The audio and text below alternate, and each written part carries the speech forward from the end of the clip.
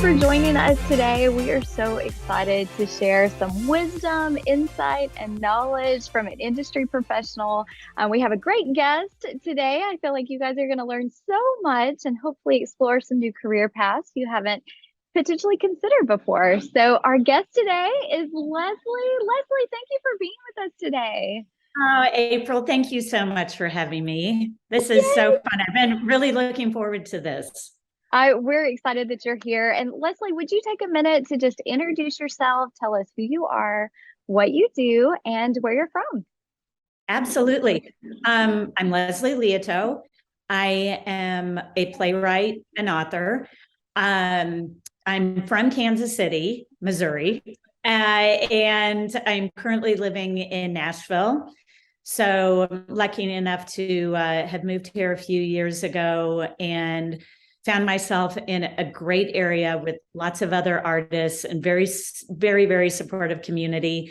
And yeah, it's been great. We've had a lot of things happening the last few years that have amped up my schedule. And so I'm just really grateful to be where I am right now with the people around me that I have right now.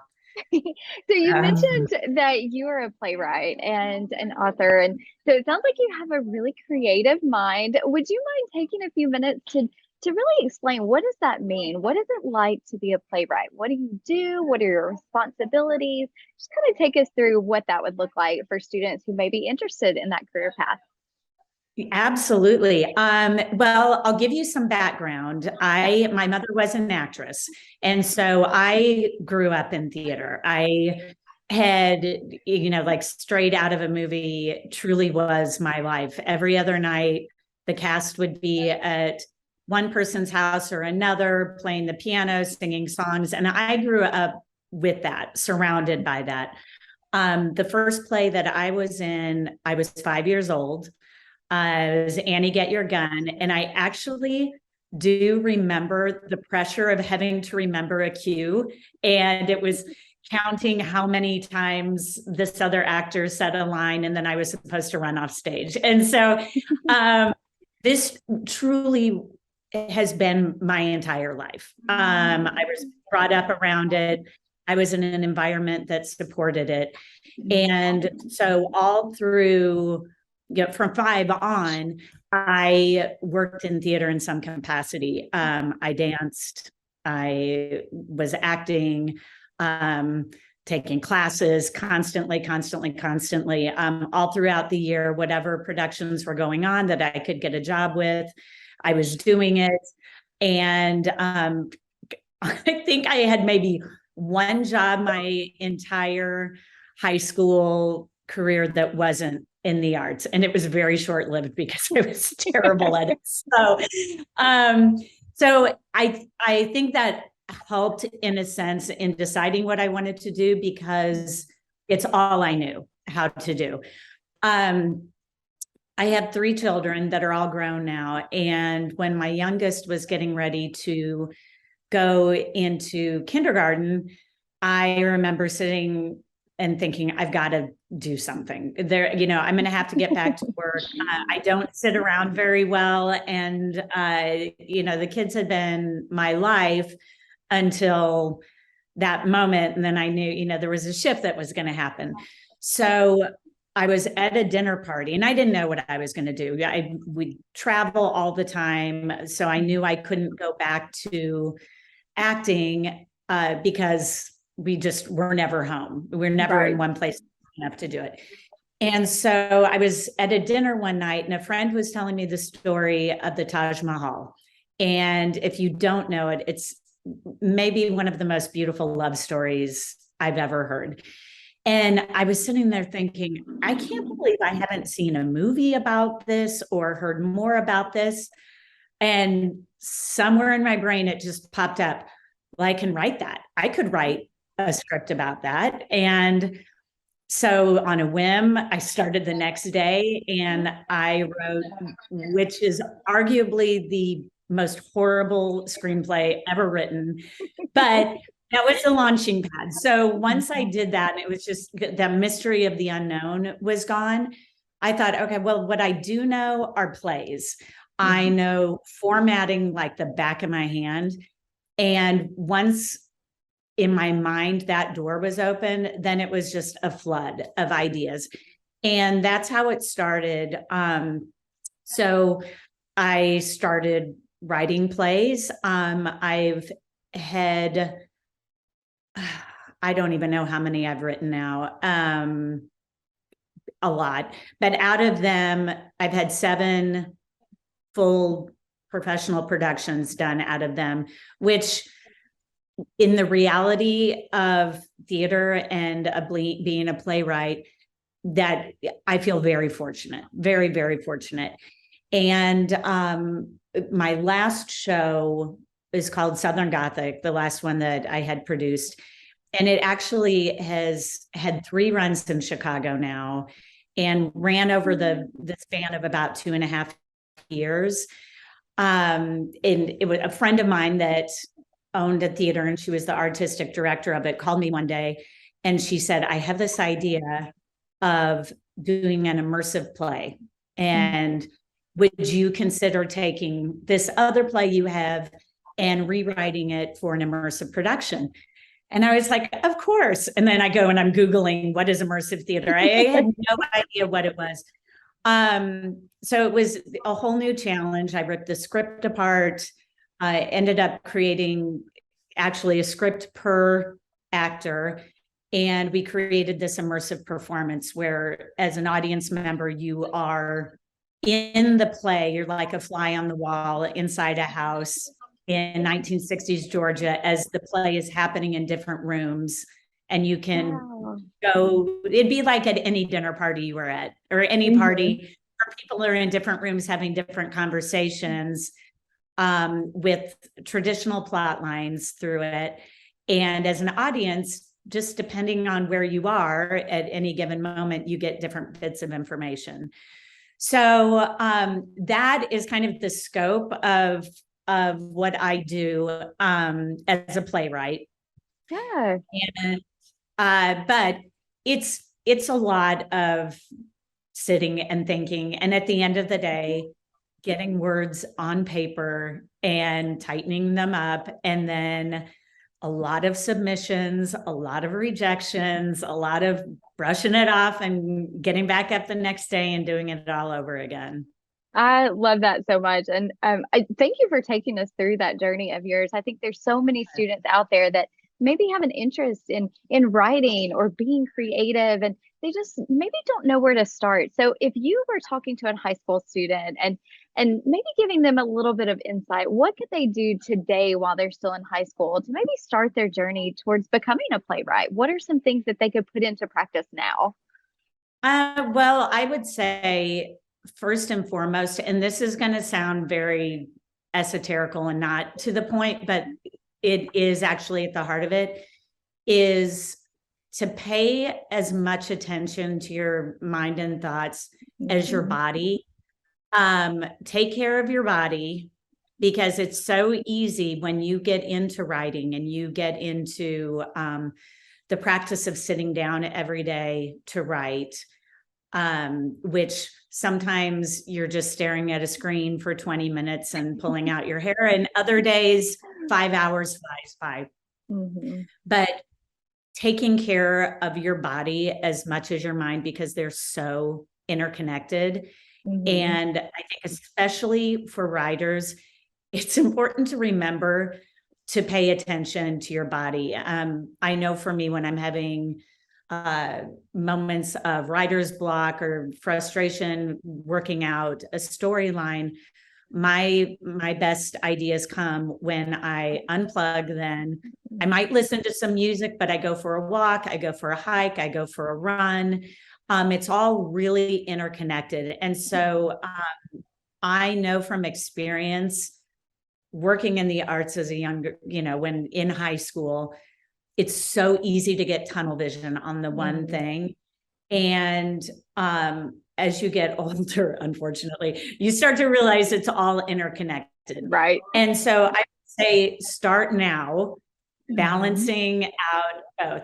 Past that, very specifically for anyone that wants to be a playwright or be a writer. I also am a novelist, so I can cross, that bridge between the two. I would say read lots, read everything you can get your hands on. And obviously read books, that's great. Books, fiction, nonfiction, but read the news. Read local news. I actually find that local news, like local newspapers, are some of the best ways of coming up with ideas and finding inspiration, because they tend to be less global. They're a little more small town stories that have a little bit more humanity to them, human connectiveness that we can all relate to. And that's really important when you're writing. I mean, that's one of the bases, I think, to start with, is human connection, things that we can all understand and emotions that we all have. I would say go see live theater, go to concerts. Those are forms of entertainment as well. See how they're trying to connect with audiences, see what works and what doesn't work. Try to get internships with theaters so you can really immerse yourself into that world, because there again, you may love writing, but at the end of the day, it might not be exact. You may say, hey, this is not exactly what I wanted to do, which was my experience. I worked so long on stage, and when I started working behind the curtain, I realized that was my happy place. That's where my passion really lied. I would say, if you are in the midst of writing right now, find other people that are writers groups. They hold you accountable. They can give you inspiration, motivation, and support. And then within that group, or your parents or other friends, have your work read out loud to you, because it's amazing when you hear, not up in your head, but when you hear it coming out of somebody else's mouth, it gives you a better understanding of your true voice and how it comes across. Because everybody has a unique voice, whether they know it or not. And one of the last plays I wrote had a table reading done in Chicago. And to me, it was this deep, sad, dramatic show. And the cast was cracking up while they were doing this table reading. And it dawned on me, I'm like, this is a comedy. This isn't a drama. But in my head, it was completely different than when it was being read out loud. So I would definitely recommend that. Keep a notebook, jot down with you at all times, because you never know when you're going to catch a little bit of dialogue. Somebody says, a whole story can come from a comment that someone says that just triggers a story. So write everything down, any idea, even bad ones, it's okay, because later on they may flesh themselves out. And I still keep one. I keep one in my purse when I go out. I keep one, I walk around the house with a notebook. It's like constantly write it down. And I do recommend writing at least partially, even ideas, longhand, because it triggers a different part of your brain, and it makes you, scientifically, you use a different part of your brain when you write something out longhand, which is why journaling is such a successful tool with people. So try to write out as much as you can longhand, because your brain is working in a different way than when you're typing. Watch movies or really good TV series. And that sounds crazy, but you learn dialogue and you learn what works, you learn what doesn't. My oldest son works in film production and videography, and he's my favorite person to watch a movie with, because we just sit down afterwards and dissect everything. We dissect all the writing, the dialogue, the acting, obviously, but the storyline, what would have worked better, what worked really well. And you learn all of this. It's all education. And lastly, I would say, and honestly, maybe most important, is to constantly stay aware. Watch people, listen to people, sit back. If you're at a party, sit back, see how people are speaking, what their body language is doing, what they're saying, what they're not saying, what, you know, there's so much that goes on when you watch.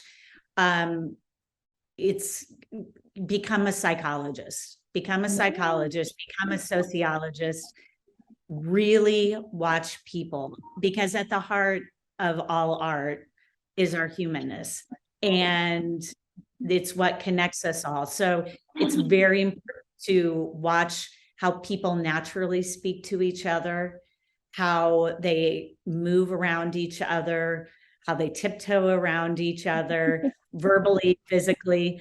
So those would be some tips that I would give. Yes, Leslie, that is such good information. So much of what you said can also be applied to many different areas of career paths that students might want to explore. But that's such good practical advice. And I want to circle back to one thing that you said about rejection. I know a lot of times in high school, rejection can be really hard. And even as an adult, rejection can be hard. What advice would you have for students that maybe are too scared to try something because they're afraid of rejection? I am, God, I could teach a master class on rejection, as I think actually any artist could. And this is something I wish I had understood when I was in high school, that perfection is a theory, and the true gem of, I won't even say being a writer or being an artist, it's just being a human being, is the journey.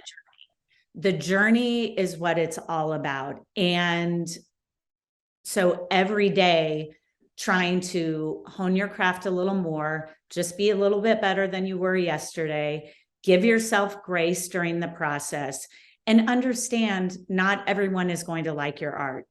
I think there is a misconception that when you get it on paper, it's perfect, it's brilliant, you're going to win the Nobel Prize, you're going to win a MacArthur grant, you're going to, it's going to blow everybody away. And the reality is, it probably won't. And that's okay, because that's part of the process. Right. And even when you get to a point where you're professionally doing this, I still get rejection letters all the time. I write books as well. I will send in the tightest manuscript. I'll think, okay, it's going to come back with nothing, maybe a comma here or something. I get back pages and pages and pages. And there's a mind flip that I think is very useful, which is taking feedback, which can sometimes be out and out rejection, and sometimes say, hey, this just isn't hitting the mark. And you can wallow in it and say, you know what, I suck at this. Why, I'm going to go, I don't know, shovel dirt for a living because that's all I'm good for. Or you can look at it as an opportunity.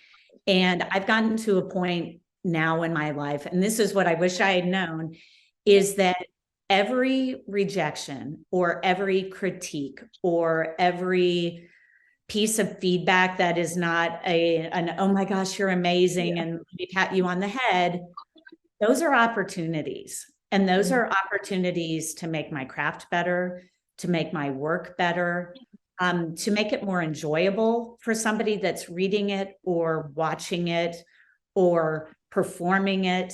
And that really is the goal at the end of the day. My ego is not the goal. The goal is to put out the best work that I possibly can.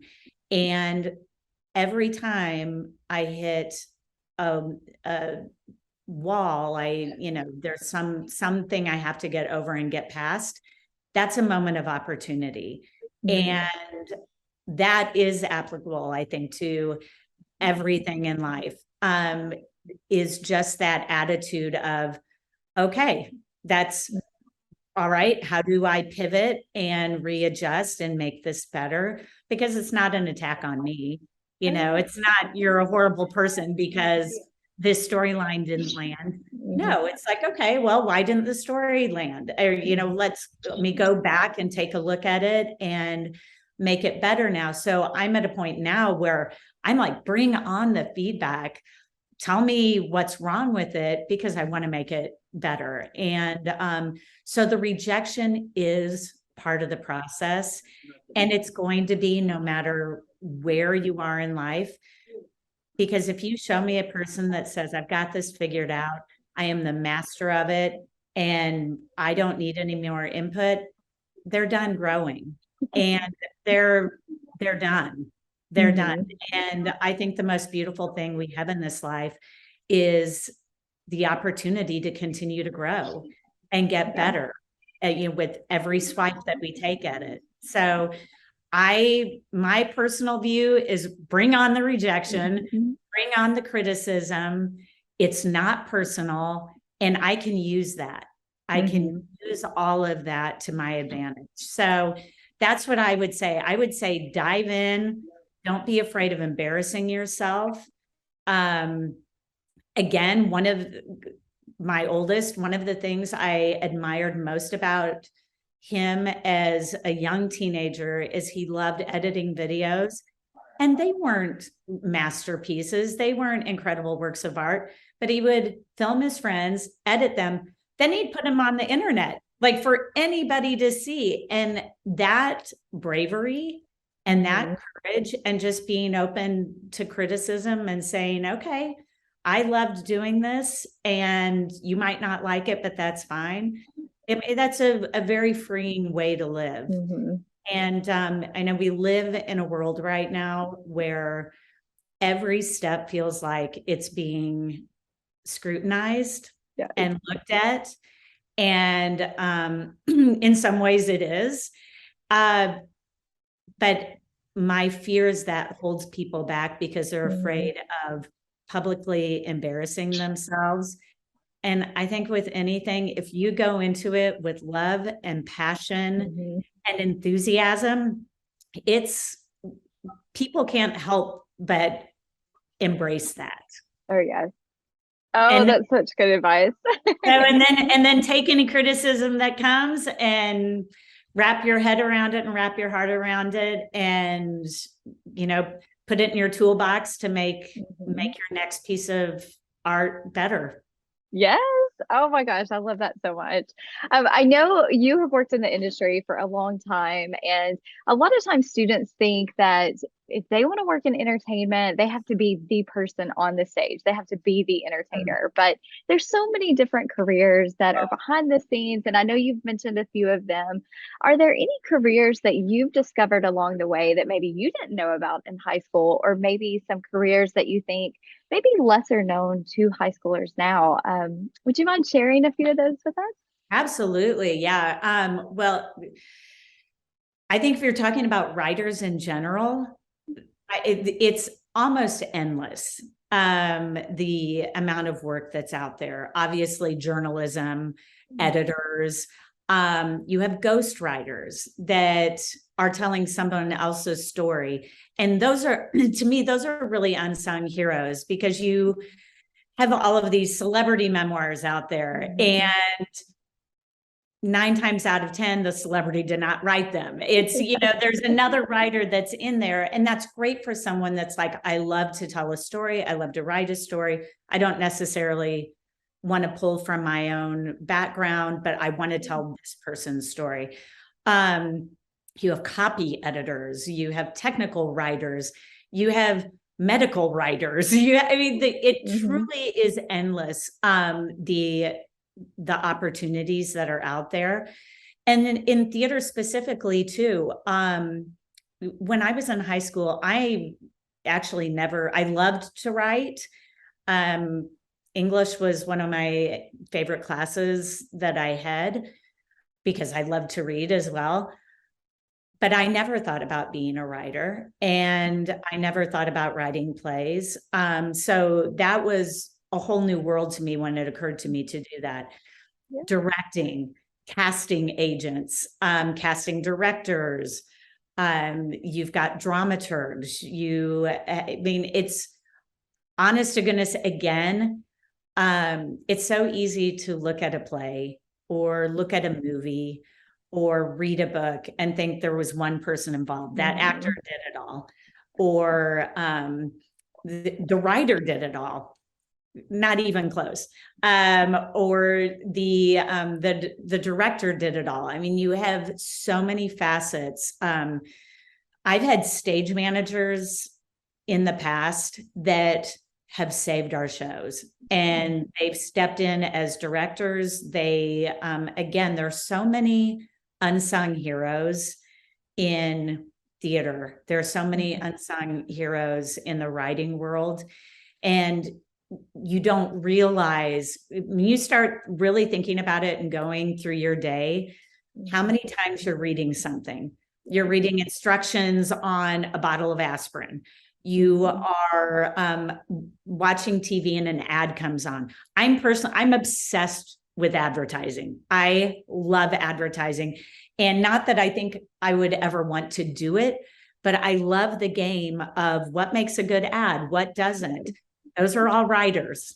Those are all writers at the end of the day that are coming up, with the catchy phrases and the storyboards, for these ads. So the list just goes on and on.